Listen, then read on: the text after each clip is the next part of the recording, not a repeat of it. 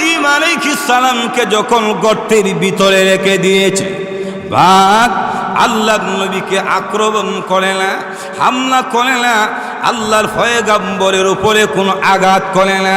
ঐতিহাসিকগণ লেখেন বাঘ হযরত ইব্রাহিম আলাইহিস সালামের চতুর্দিকে ঘুরে আর আল্লাহর পয়গম্বরের কদমে চুমা খাইতে শুরু করেছে।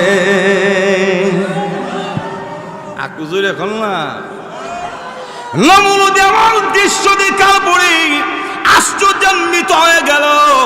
ইব্রাহিম তো সাধারণ কোনো মানুষ না, বড় জাদুঘর, বাঘকে জাদু করে ফেলে। নাউজুবিল্লাহ বলবেন না? বাঘকে জাদু করে নেয়। মাল্লাহুল মাওলা ফালাহুল কুল, আল্লাহর জন্য যেই ব্যক্তি হয়ে যায় গোটা মাখলুকে মহান আল্লাহ তার কাদেম বানায়া দেয়। একটু জোরে বলেন না সুবহানাল্লাহ। ভালো করে দেখুন, বাঘ ইব্রাহিম নবীকে আঘাত করে না, চম্বল করে ঘুরে ঘুরে ইব্রাহিম আলাইহিস সালামের পায়ের মধ্যে কদমের মধ্যে চুম্বন করে লেজ লড়ায়, এমন ভাবে লেজ লড়াইয়া আল্লাহর পয়গম্বরের সামনে আত্মসমর্পণ করেছে। নমরুদ বুঝতে পেরেছে বাঘ ইব্রাহিমকে হামলা করবে না, আঘাত করবে না। সেখান থেকে তুলে বিশাল বড় অগ্নিকুণ্ডের ভেতরে নিক্ষেপ করে দিয়েছে। এরপরও ষড়যন্ত্র করো আল্লাহর পয়গম্বরের বিরুদ্ধে নমরুদ সাকসেস হতে পারে না।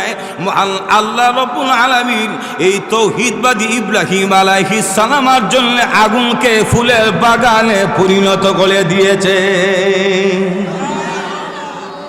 লক্ষ্য করে দেখুন, জালেমের বিরুদ্ধে প্রতিবাদ করার কারণে, তাওহীদের পক্ষে কথা বলার কারণে আমাদের পিতা ইব্রাহিম আলাইহিস সালাম তিনি যেমন ভাবে নিরাপদে থাকতে পারে নাই, বিগত দিনে আমরাও জালেমের বিরুদ্ধে প্রতিবাদ করার কারণে বাংলার আলেমেরও তারাও নিরাপদে থাকতে পারে নাই।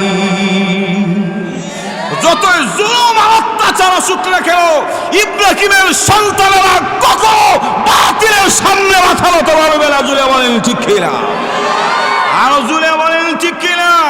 এটা মুসলমানদের ঈমান আকীদা, বিশ্বাস করতে হবে। জুড়ে বলেন ঠিক কিনা? আমরা অনেক সময় মনে করি জনগণ বেশি থাকলে শাসন ক্ষমতা পাওয়া যায়। মজুর এখন ঠিক কিনা? এমন আছে না নাই? অনেকে মনে করে অস্ত্র ঠেকাইতে পারলে শাসন ক্ষমতা ধরে রাখা যায়, কিন্তু বিগত দিনে প্রমাণ হয়েছে জনগণের শক্তি আর কেনাল অস্ত্র ব্যবহার করো ক্ষমতায় টাকা যায় না, যদি আল্লাহ ক্ষমতায় কাউকে না রাখে। আরো জোরে বলেন ঠিক কিনা? এ কথারে আল্লাহ তুলে ধরেছেন, আল্লাহুম্মা মালিকাল মুলক তুতিল মুলকা মান তাশা ওয়া তানজিউল মুলকা মিম্মান তাশা ওয়া তুইজ্জু মান তাশা ওয়া তুযিল্লু মান তাশা। আল্লাহ আপনি যাকে চান সম্মানিত করেন, আপনি যাকে চান আপনি বেইজ্জতি করেন। বিয়াদিকাল খাইর, সমস্ত কল্যাণ আল্লাহ আপনার হাতে। জুড়ে বলেন ঠিক কিনা? সমস্ত কল্যাণ কার হাতে? সমস্ত বিষয়ে ক্ষমতা কার? এই কথা আল্লাহ বলেন, ইন্নাকা আলা কুল্লি শাইইন কাদির।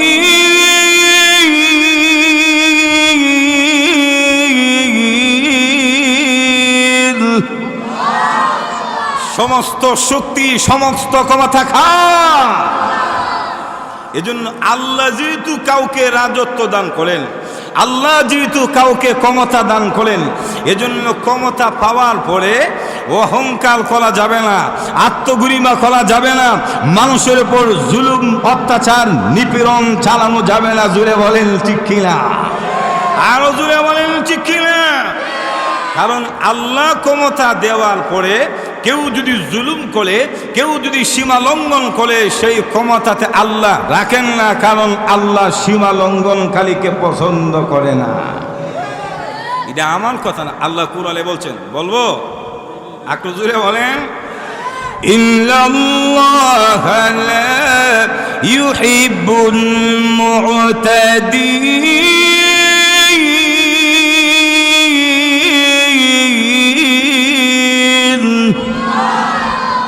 আল্লাহ বলেন নিশ্চয় ইন্নাল্লাহ লা ইউহিব্বুল মুতাদিন, নিশ্চয়ই আল্লাহ রাব্বুল আলামিন সীমা লঙ্ঘনকারীকে পছন্দ করে না। আরো জোরে বলেন ইন্নাল্লাহ লা ইউহিব্বুল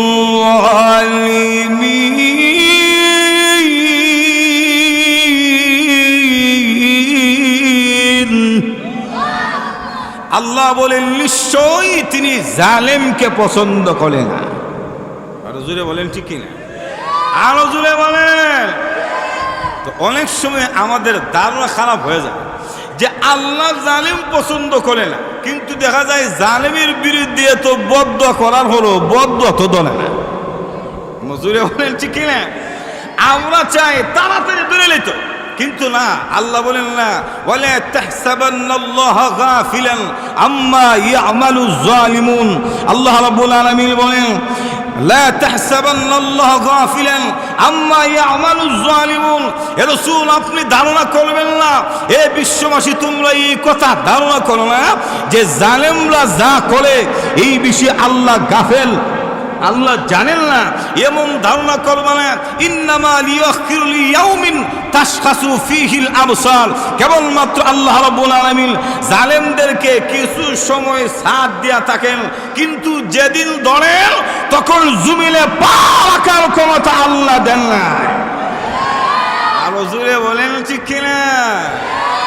জমিনে ফাও লাগবার আর সময় নাই। জোরে বলেন ঠিক কিনা?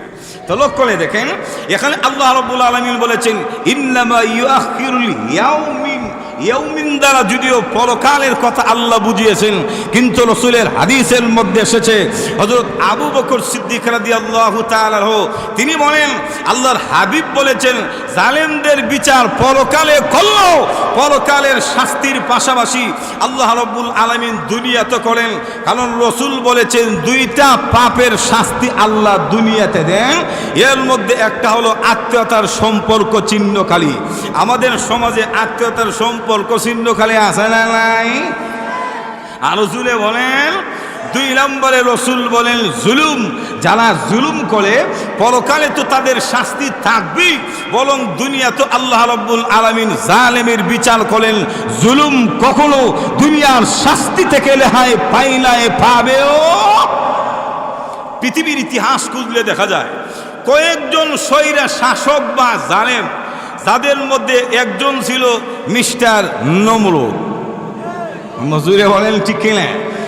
হযরত নূহ আলাইহিস সালামের পরের সময়ে এই নমরুদ তার অধীনস্থ প্রায় 42টি রাজ্যের রাজত্ববাদী বা শাসনকর্তাকে নিয়ে একটা সমাবেশ বা একটা পরামর্শ সভার ব্যবস্থা করলেন। নমরুদ 42টি রাজ্য প্রধানকে নিয়ে একটা পরামর্শ সভা ডাক দিলেন। সেখানে তিনি কিং অব দ্য কিংস, মানে মনে করেন সকল বাদশার বাদশা, সবচেয়ে বড় বাদশার উপাধিতে তিনি ভূষিত হলেন। বড় খ্যাতনামা তিনি অর্জন করলেন যে উনার উপরে আর কোনো বাদশা নাই। এই খ্যাত অর্জন করার ফলে বেড়ার মন মানসিকতারও পরিবর্তন হয়েছে নমরুদের। এজন্য তিনি এক পর্যায়ে নিজেকে দেবতা দাবি করল। নাউজুবিল্লাহ জোরে বলেন। নিজেকে দেবতা দাবি করে মানুষদেরকে তাকে প্রণাম দেওয়ার জন্য, উপাসনা করার জন্য আইন প্রয়োগ করলো, চাপ প্রয়োগ করলো। তাকে যদি কি প্রণাম না দেয় তাহলে তাদের উপরে জুলুম শুরু করে, অত্যাচার শুরু করে। তাকে যদি কেউ দেবতা বা রব হিসেবে না মানে নমরুদ তাদের উপরে নির্যাতন শুরু করে। এমত অবস্থায় আল্লাহ রাব্বুল আলামিনের পয়গম্বর জাতির পিতা হযরত ইব্রাহিম আলাইহিস সালাম উনি তখন নমরুদের কাছে গিয়ে বললেন, হে নমরুদ, তুমি যা শুরু করেছো তাওহীদের বিরুদ্ধে, তুমি যে যুদ্ধ শুরু করেছো, এটা তো কখনো কাম্য নয়, উচিত নয়। তুমি নিজেকে দেবতা দাবি করবে কেন? গোটা পৃথিবীর রাজত্ব এবং ইবাদত পাওয়ার মতো যোগ্য হলো আল্লাহ।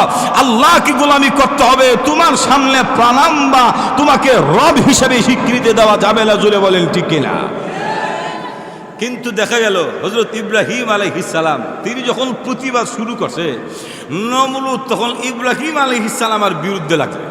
আপনারা জানেন তাফসীরের কিতাবে অথবা মুফাসসিরিন কেরামের কাছ থেকে শুনছেন আল্লাহর পয়গম্বর ইব্রাহিম আলাইহিস সালাম এই তাওহীদ প্রতিষ্ঠা করার জন্য নমরুদের বিরুদ্ধে প্রতিবাদ করার জন্য কত যে নির্যাতন শুরু হয়েছে।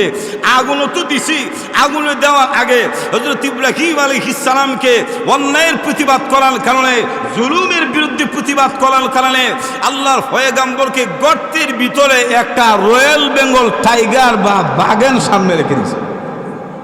এখন বলেন কোন মানুষকে যদি বাঘের সামনে রাখে, বাঘ কি তা দেখলে সুমা দিব না? আপনাদের আওয়াজে বুঝতে যাচ্ছে আবশ্যক মানুষের সুমা দিব।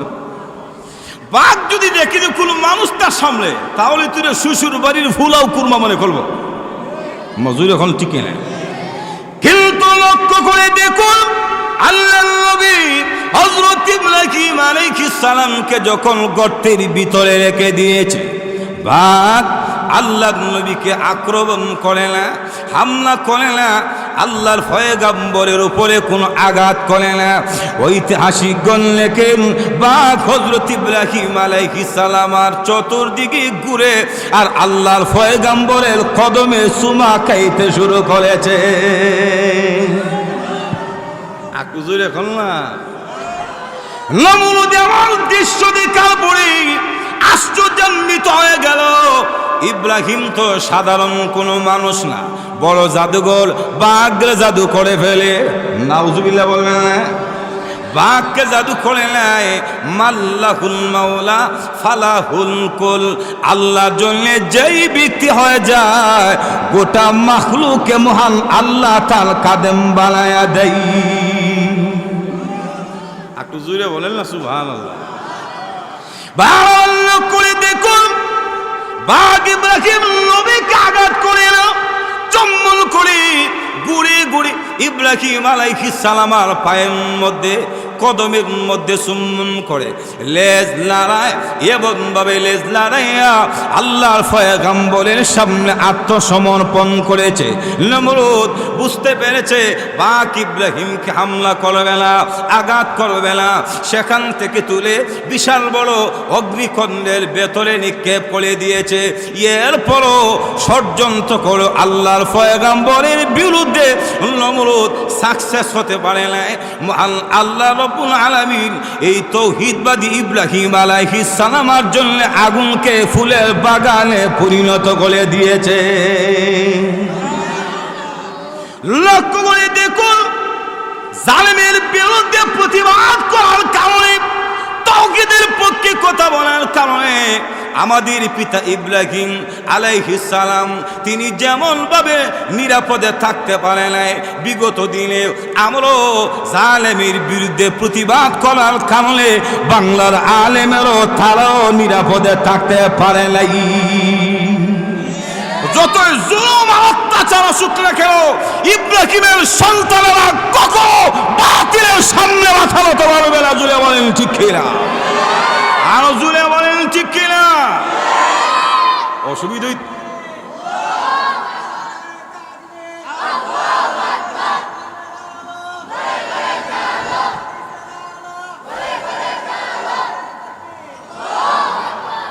ভালো করে দেখুন, ইব্রাহিম আলাইহিস সালাম উনার বিরুদ্ধে নমরুদ ষড়যন্ত্র শুরু করেছে, জুলুম যখন শুরু করেছে। এই নমরুদের পরিণতিটা কেমন হয়েছিল তাফসীর কারকগণ লম্বা ব্যাখ্যা দিয়েছেন, ইতিহাস লম্বা পরিসরে টেনেছেন। আমি ইতিহাস বলবো না, শুধু ফলাফলটা বলবো। নমরুদের শেষ পরিণতি ভালো ছিল না খারাপ ছিল? কি খারাপ? জুতার বাড়ি শুরু হয়েছে। মজুরে বলেন ঠিক কিনা? এমনকি নিজেকে তো শুধু দেবতা দাবি করছি, বরং আল্লাহ রাব্বুল আলামিনকে হত্যা করার জন্য আকাশের দিকে তীর নিক্ষেপ করেছিল। জুড়ে বলেন ঠিক কিনা? তীর তো নিক্ষেপ করে আল্লাহরে মারবো কেমন? এটা তো সম্ভবই না। মজুরে বলেন ঠিক কিনা? শেষ পর্যন্ত দেখা গেল এই নমরুদের মাথার ভিতরে, মগজের ভিতরে আল্লাহ মশা ঢুকাই দিছে। দিছে তো দিছে, একটা ল্যাংরা মশা ঢুকে দিছে। আর জুড়ে বলেন, হসপিটালে যায়, রোগ ধরতে পারে না, ঔষধ সেবন করে, কিন্তু তার মাথা ব্যথা ভালো হয় না। জোরে বলেন ঠিক কিনা? শেষ পর্যন্ত চাকর কেয়ারটেকারের জুতার বাড়ি মাথার মধ্যে জুতা দিয়া বাড়িয়ে দেয়, একটু ভালো লাগে। যখন জুতার বাড়ি থামে আবার মশা কামড় মারে, আবার ব্যথা শুরু হয়। যতই বাড়ি দেয় জুতার বাড়ি ততই ভালো লাগে। আচ্ছা বলেন, কারু যদি জুতার বাড়ি মাথায় পড়ে ইজ্জত বাড়লো না চলে গেল? আরো জোরে বলেন। আল্লাহ রাব্বুল আলামিন বলেন, পৃথিবীর মানুষেরা রে, নমরুদ নির্যাতন করে জুলুম করে যেমন ভাবে তার জীবন এবং ক্ষমতা টিকিয়ে রাখতে পারে না, নিজের খাদেমের জুতার বাড়ি খায়া যেমন ভাবে এই পৃথিবী থেকে বিদায় হয়েছে, ভবিষ্যতে যদি কোনো স্বৈরাচার আর কোনো শাসক যদি জুলুম করে, নমরুদের ইতিহাস থেকে শিক্ষা গ্রহণ করো, তোমাদেরও শেষ পরিণতি ভালো হবে না, বেজ্জতির মালা তোমাদের গলায় পড়ে দেওয়া হবে। আর জুড়ে বলেন ঠিক কিনা?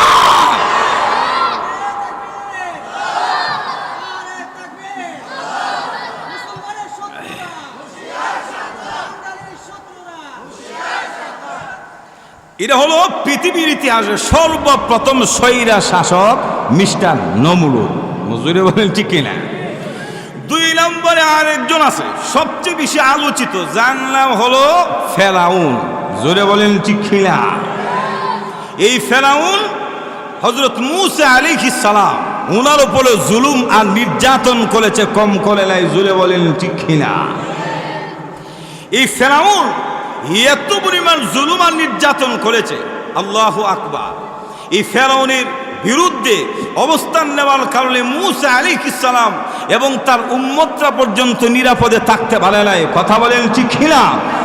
শেষ পর্যন্ত এই ফেরাউন নিজেকে রব বলে দাবি করেছে। ফাহাশারা ফানাদা ফাকালা আনা রাব্বুকুমুল আ'লা। মানুষকে সমবেত করেছে, সমবেত জমায়েত করার পরে তখন বলে আনা রাব্বুকুমুল আ'লা, আমাকে তোমরা রব বলে স্বীকৃতি দাও। আচ্ছা বলুন তো দেখি আমাদের রবকে? আরো জোরে বলেন। এই রবকে নিজেকে রব স্বীকৃতি দেওয়ার জন্য মানুষের কাছে ঘোষণা দেওয়ার আগে ফেরাউন তখন হামানের কাছ থেকে পরামর্শ নিল। হামান যখন বলল যে আপনি নিজেকে রব বলে স্বীকৃতি দেন, আপনি রব বলে দাবি করেন, মানুষকে বলেন আপনাকে রব হিসেবে মেনে নেওয়ার জন্যে, তখন ফেরাউন বলেছিল, দেখ আমি যদি এইভাবে নিজেকে রব বলে দাবি করি তাহলে দেশের জনগণ আমাকে মেনে নিবে না, কারণ রব হওয়ার মতো যে কোয়ালিটি, যে সিফত, যে বৈশিষ্ট্যের প্রয়োজন আমার মধ্যে নাই। তখন হামান কয়েকটা পরামর্শ দিয়েছিল, এর মধ্যে একটা পরামর্শ ছিল, হে ফেরাউন, আপনি নিজেকে রব দাবি করার ফলে মানুষ আপনাকে সহজে মেনে নেওয়ার কৌশল, পদ্ধতি, পরামর্শ আমার কাছে আছে। বলে কি? এক নম্বর পরামর্শ হলো, এই দেশের মধ্যে যত ধর্মীয় প্রতিষ্ঠান আছে, যত মক্তব আছে, সবগুলিকে বন্ধ করে দেন, আলিম ওলামাদেরকে পৃথিবী থেকে বিদায় করে দেন, কতল করে দেন। যখন এই দেশের মধ্যে ধর্মীয় শিক্ষা থাকবে না, ইসলামিক সংস্কৃতি থাকবে না, ইসলামিক শিক্ষা থাকবে না, মক্তব থাকবে না, তখন জনগণ আল্লাহ এবং তার গোলামের মাঝে পার্থক্য করার মতো কোনো জ্ঞান যখন থাকবে না, তখন আপনি যা বলবেন জনগণ তাই মেনে নেবে। মজুরে বলেন ঠিক কিনা? আপনি অন্ধকারে হাঁটতে গেলে টর্চ লাইটের আলোর দরকার আছে না নাই? আরো জোরে বলেন। আলু থাকলে রাস্তা চেনা যায়, ঠিক তেমনি ভাবে আল ইলমু নূরুন, ইলম হলো ধর্মীয় জ্ঞান, হলো একটা আলু, টর্চলাইট। এই টর্চলাইট ইলম যাদের কাছে আছে তারা কুফর এবং তাওহীদের মধ্যে পার্থক্য করতে পারে। যাদের কাছে ইলম নাই, কোরআন সুন্নাহর জ্ঞান নাই, তারা কুফর এবং তাওহীদের মধ্যে পার্থক্য করতে পারে না। তো ফেরাউন চিন্তা করলো, কথা বাস্তব, এই দেশে যখন ধর্মীয় শিক্ষা থাকবে না তখন সহজে এই দেশের মানুষ আমাকে রব হিসেবে মেনে নিবে। এজন্য ফেরাউন ধর্মীয় শিক্ষা ব্যবস্থা ধ্বংস করে দিয়েছে, মাদ্রাসা শিক্ষা ব্যবস্থা ধ্বংস করে দিয়েছে। এই ফেরাউন যেই পথে হেঁটেছিল, বিগত দিনে বাংলাদেশের শাসক একই পথে হেঁটেছিল। কথা বলেন ঠিক কিনা?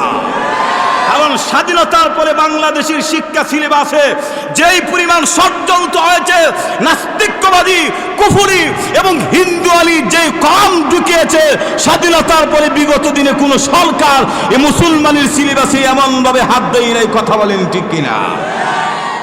কারণ ফেরাউন যেমন ভাবছে তৌহিদের শিক্ষা না থাকলে, ইসলামী শিক্ষা না থাকে, ধর্মীয় শিক্ষা না থাকলে আমি রব বলে ঘোষণা দিলে মানবে। বাস্তবিক যখন তিনি মাদ্রাসা শিক্ষা বন্ধ করে নিজেকে বলল আনা রব্বুকুমুল আলা, জনগণকে আপনি রব হিসেবে বালা। জোরে বলেন ঠিক কিনা? হ্যাঁ। তাহলে বিগত দিনে আমাদের দেশের শিক্ষা সিলেবাসের কি হইল? মুসলমানদের ছেলেরা যেখানে অন্তত মাদ্রাসা ছাড়া কলেজ, ভার্সিটি, হাই স্কুলে পড়ে, প্রাইমারি থেকে নিয়ে যত ধর্মীয় সিলেবাস ছিল সবটির মধ্যে ষড়যন্ত্র করে এই হিন্দুয়ানি এজেন্ডা বাস্তবায়ন করার জন্য হিন্দুদের শিক্ষা সংস্কৃতি এবং কুফরি শিক্ষা সংস্কৃতি আমাদের ধর্মীয় সিলেবাসে ঢুকানো হয়েছিল। কথা বলেন ঠিক কিনা? উদ্দেশ্য এটাই ছিল, যখন এই দেশের কলেজ ভার্সিটির ছেলেরা ধর্মীয় শিক্ষায় শিক্ষিত হবে না, যখন মাদ্রাসা শিক্ষা থাকবে না, এজন্যই কথায় কথায় মাদ্রাসা শিক্ষাকে জঙ্গি বলেছে। কথা বলেন ঠিক কিনা? কওমি মাদ্রাসায় জঙ্গি, কওমি মাদ্রাসায় অস্ত্র, কওমি মাদ্রাসায় চুরি পাওয়া যায়। আমরা তখন বুঝতাম না, এখন বুঝেছি কেন আমাদের মাদ্রাসার বিরুদ্ধে জঙ্গি ট্যাগ দিয়েছিল, কেন শিক্ষা সিলেবাসে হাত দিয়েছিল। এর একটাই কারণ, ফেরাউন যেমনভাবে নিজের আমিত্ব, নিজেকে রব বলে মানুষ মেনে নেওয়ার পথে হেঁটেছিল, বিগত দিনের সরকারও ভারতের এজেন্ডা বাস্তবায়ন করার পথে হেঁটেছিল। কথা বলেন ঠিক কিনা? কিন্তু এই দেশের আলিম ওলামা তৌহিদি জনতাকে যেমন ভাবে রুখে দিয়েছে, ভবিষ্যতে কোনো জালেম যদি মুসলমানের শিক্ষা সিলেবাস পরিবর্তন করে এই দেশে হিন্দু আলী কুফরি তন্ত্র কায়েম করতে চায়, শাহাদাত বরণ করে তাদেরকে এই দেশ থেকে উৎখাত করা হবে। জুড়ে ঘন ঠিক কিনা?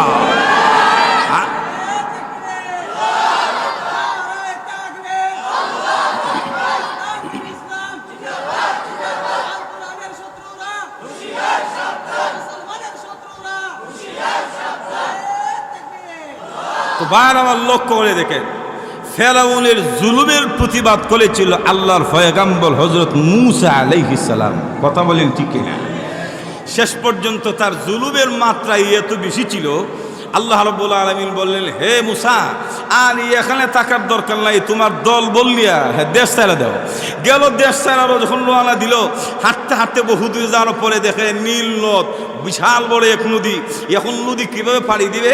আল্লাহ বলে, তোমার হাতের লাঠি দিয়ে আঘাত করো, রাস্তা হয়ে যাবে। একটু জোরে কর না। রাস্তা তো ঠিকই হয়েছে, আমি ইতিহাস বলবো না, শুধু বাস্তবতা আমি বোঝানোর জন্য বলছি। মূসা আলাইহিস সালাম তার বাহিনী দিয়ে রাস্তা পাড়ি দিল, কিন্তু ফেরাউন তার দলবল নিয়ে যখন নদীর মধ্যস্থলে গেল, রাস্তা পাড়ি দিতে পারছেনি।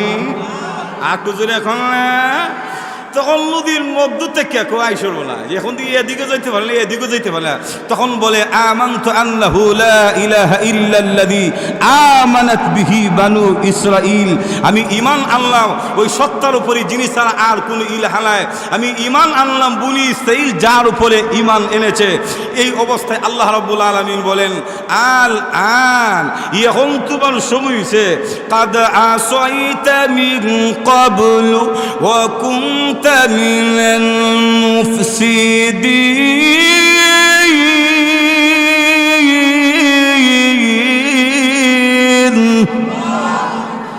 ফেরাউন, ইতিপূর্বে তো তুই সন্ত্রাসী ছিলে, এখন সিবার মধ্যে কইরা আমারে রব বলে স্বীকৃতি দাও। এই অবস্থায় তোমার এই ডাক স্বীকৃতি কবুল হবে না। জোরে বলেন ঠিক কিনা?